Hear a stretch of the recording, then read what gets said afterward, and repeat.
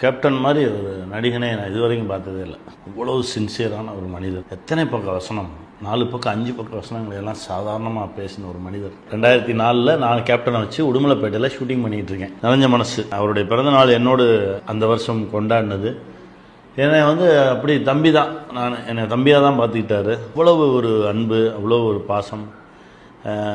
தினம் வருவாங்க, 100 பேர், 150 பேர், 200 பேர் அவரை பார்த்து அவரோட ஃபோட்டோ எடுத்துகிட்டு அவரோட பேசிட்டு எல்லாத்தையும் சலிக்காமல் எல்லாரோடையும் பயணப்பட்டுக்கிட்டே இருந்த ஒரு மனிதர்.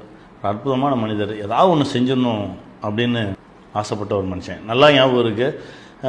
ஒரு சீன், ரொம்ப ஹெவி சீன் ஒன்று ஷூட் பண்ணிகிட்டு இருக்கேன் உடுமலைப்பேட்டையில். ஒரு வயசான கிழவி பிடிச்சி தட்டி இட்டு வர்றதுக்கு ட்ரை பண்ணுது. அந்த பக்கம் பிடிச்சிக்கிட்டாங்க, விட மாட்டேன்ட்டாங்க. இவர் நடுவில் நிற்கிறாரு. நான் சொன்னேன், அண்ணே இந்த பாட்டி என்னமோ சொல்ல வருது, வலிவுரா அப்படின்னாரு. வலிவுரானோடனே திருன்னு பாட்டி ஓடி பிடிச்சிக்கிட்டு, ஐயா அப்படின்னு சொல்லி நாடியெல்லாம் அப்படியே எடுத்து